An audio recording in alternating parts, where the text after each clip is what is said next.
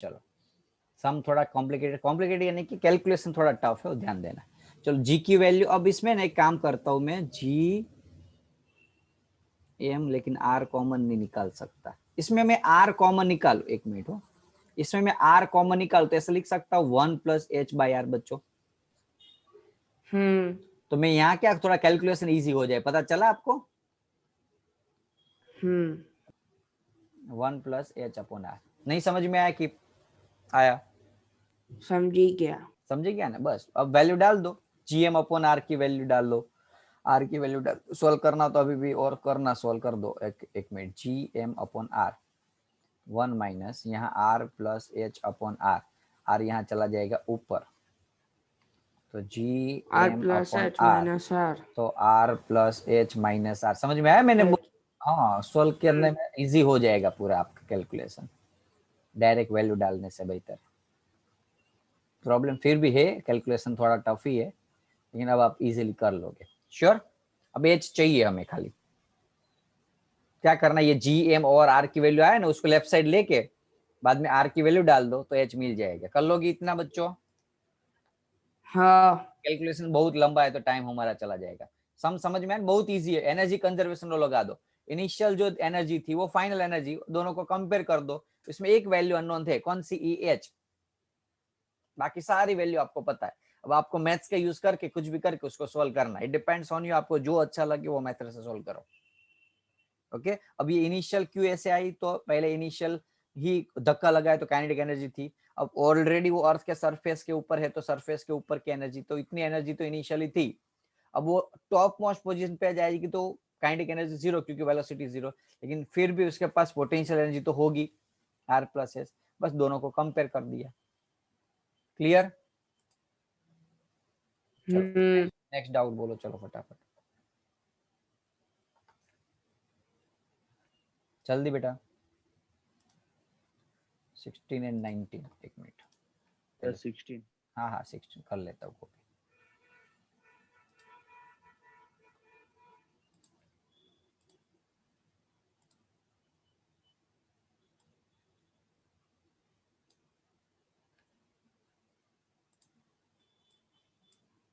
Assuming Earth to be uniform mass, अंदर वाला wait half है, फॉर्मूला डालना है बेटा, अभी ऊपर किया वही चीज, अभी एक सामने ऊपर किया था हमने मास वाला, यही जी डैश निकालना है हमें। अंदर वेट से એટલે D/R एम थी इंटू આવશે। जी डैश होगा, एम इंटू जी डैश। अब जी डैश यानी कि क्या था formula?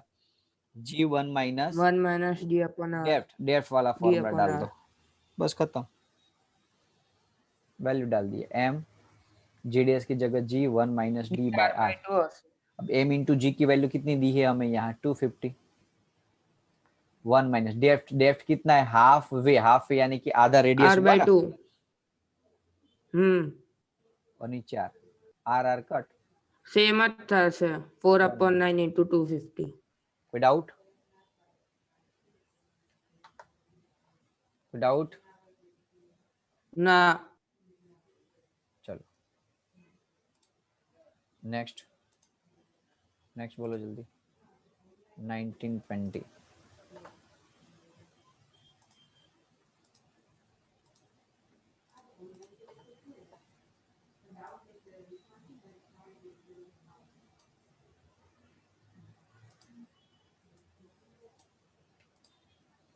Satellite orbits the Earth at a height 400 kilometers above the surface. How much energy must be expended in rocket the satellite out of the Earth gravitational influence?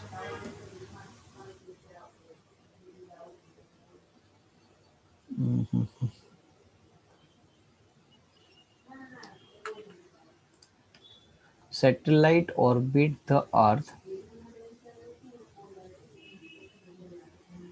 एक minute, satellite orbit the Earth at the height above the surface. How much energy must be expended to rocket the satellite out of Earth gravitational influence? कितनी energy की जरूरत पड़ेगी? Binding energy find करनी है, हाँ कि ना?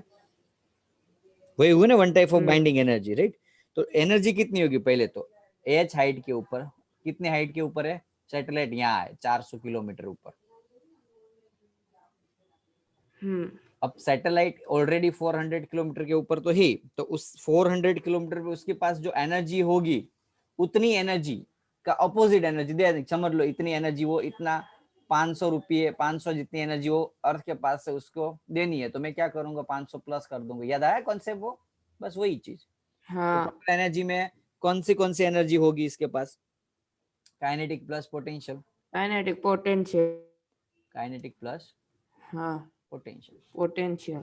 सैटेलाइट है तो घूम रहा है, तो सैटेलाइट घूम रहा है तो उसके पास वो वाली एनर्जी होगी हाफ एम वी स्क्वायर।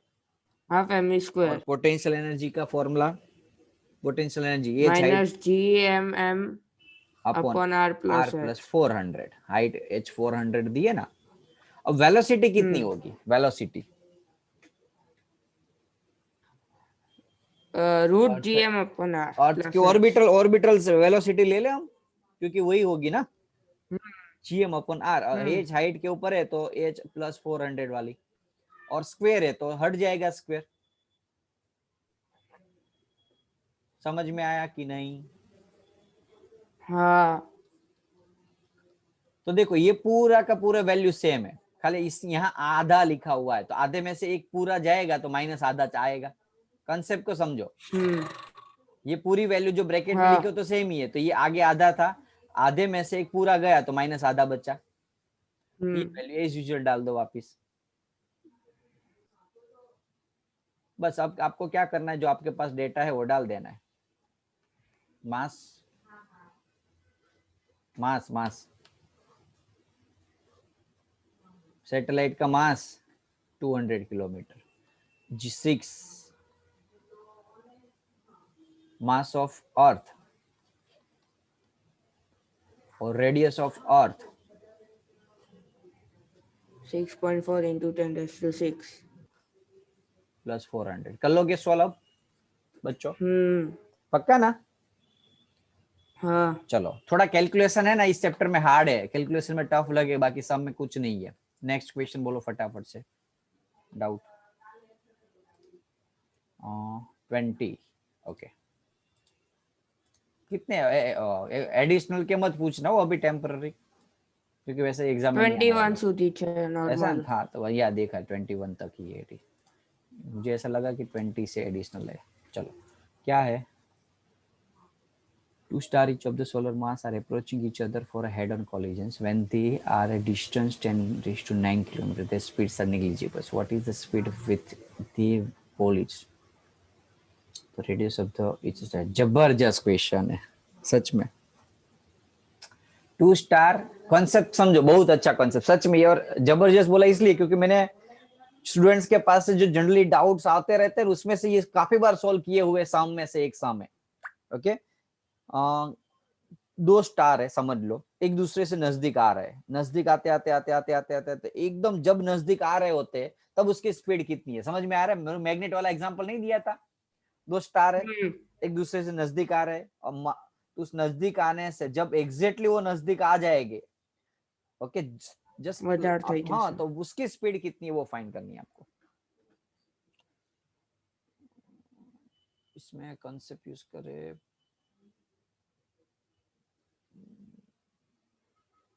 ये दोनों जब इनिशियल कंडीशन पे थे, दोनों के बीच का डिस्टेंस दिया है यहाँ। Two star each of solar mass, हाँ दिया है, यस। तो पोटेंशियल एनर्जी है, hello,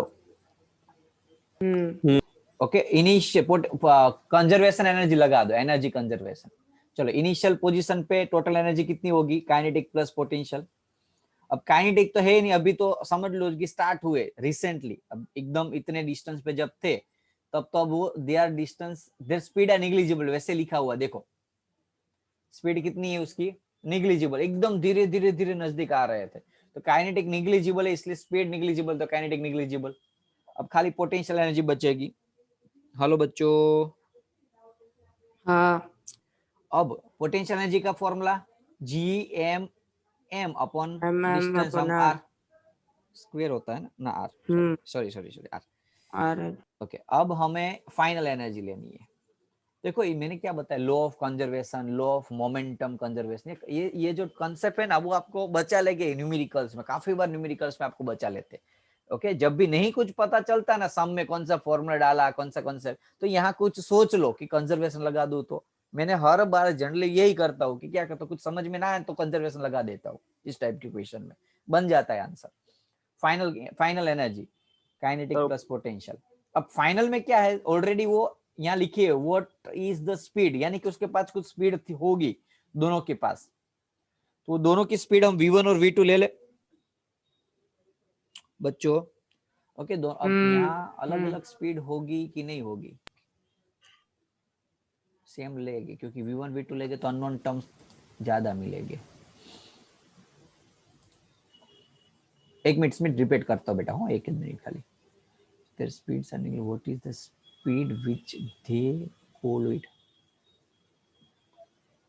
to each one। Okay दोनों का मास सेम है, देखो 2 स्टार ईच ऑफ सोलर मास, दोनों का मास सेम है, तो फोर्स का फॉर्मूला क्या होता है जनरली, m1 m2 अपन r स्क्वायर होता है। मास सेम है तो फोर्स सेम लगेगा, फोर्स सेम लगेगा तो वेलोसिटी भी सेम ही रहेगी, दोनों की वेलोसिटी सेम रहेगी। तो वेलोसिटी सेम है तो दोनों की काइनेटिक एनर्जी कितनी होगी, हाफ एम बी स्क्वायर।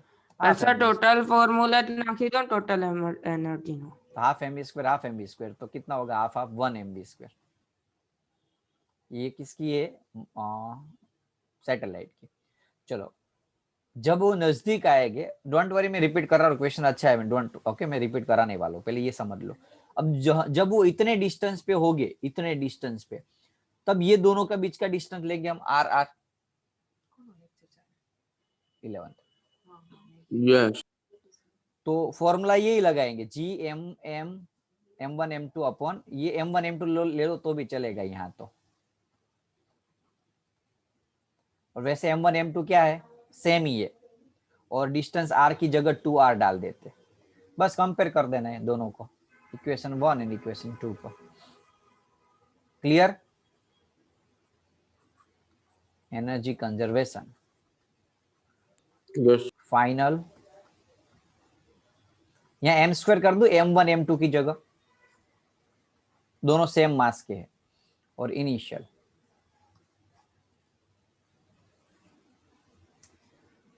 अब कट तो क्या करें हम, फाइनल क्या फाइन क्या करना है हमें, वेलोसिटी चाहिए ना, तो M V square as usual रहने दे, एम एम वैसे कट होता है सभी में से, देखो एम एक स्क्वायर और ये कट हुआ, V square is equal to G M upon R, ये माइनस वाली से आएगा तो प्लस होगा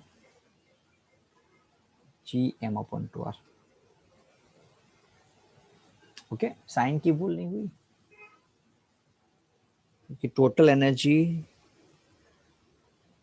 राइट है, यस यहाँ साइन की भूल माइनस प्लस ये रहा, माइनस लिखना भूल गया मैं, यहाँ माइनस था ना। ओके अब वैल्यू डाल दो, minus G M upon R plus G M upon 2r, तो minus G M upon 2r होगा, वैल्यू डाल दो। सर एक मिनट हो, ये आर और आर अलग अलग है, यस स्मो यस हाँ हाँ हाँ हाँ हाँ हाँ, सर मैं यही सोच रहा था, इतना इजीली आंसर आता नहीं था क्योंकि जब मैं सोल्व करा रहा था ना तभी डाउट तो लगा। सर ये आर, एक मिनट बेटा, ये स्मॉल आर है, ये वाला फर्स्ट वाले फॉर्मूला में यहाँ स्मॉल आर है और यहाँ कैपिटल 2r है, जी एम अपॉन आर। अब क्लियर ना, अब तो सही है हुआ ना। हाँ ओके अब वैल्यू डाल दो, जी एम कॉमन ले लो तो minus 1 upon R plus 1 upon 2r। Repeat कर रहा हूँ टेंशन मत लो, बस वैल्यू डाल देना, जी की वैल्यू, मास कितना दिया हुआ है 2 इंटू 10⁻30, सर साइन रॉन्ग नहीं ली थी साइन रेडी લીધેલી છે,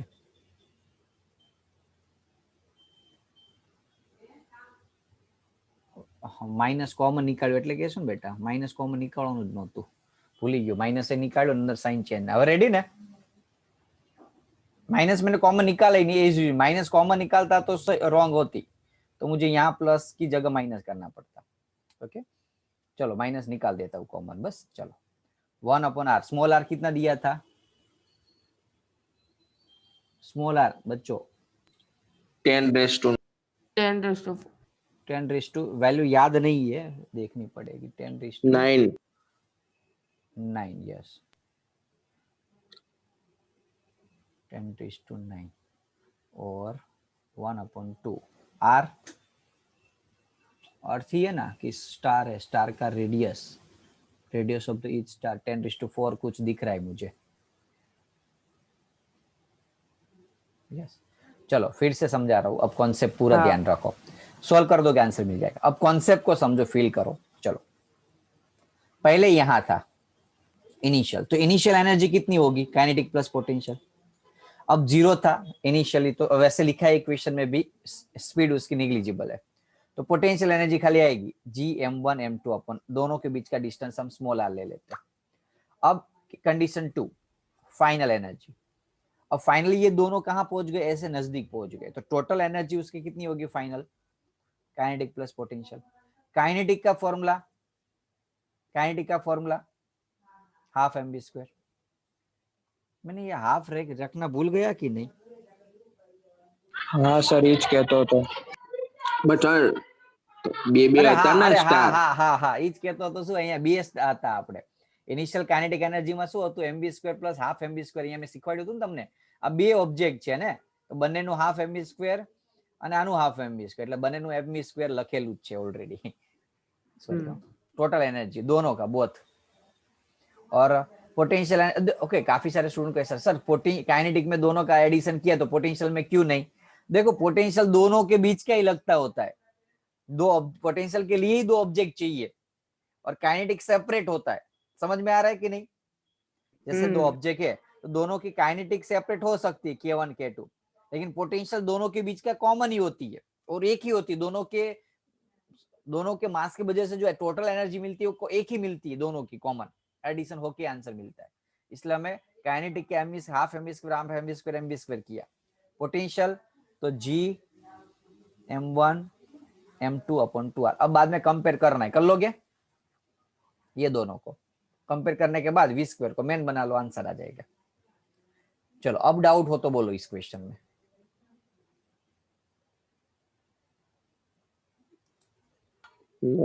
हर्ष क्लियर ने?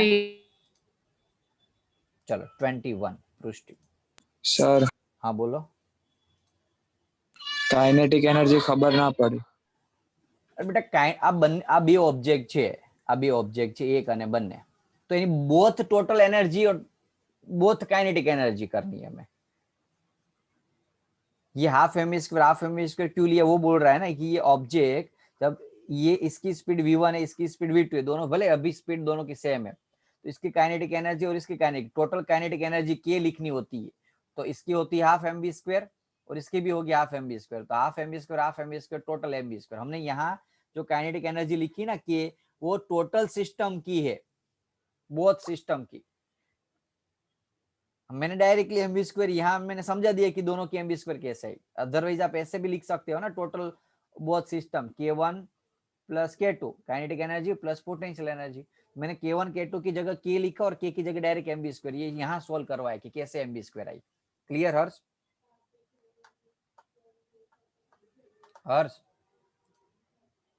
ओके चलो 21 लास्ट। 45 मिनट हो गई है, जल्दी करो, अभी सीट बनानी बाकी है मेरी। एक मिनट 21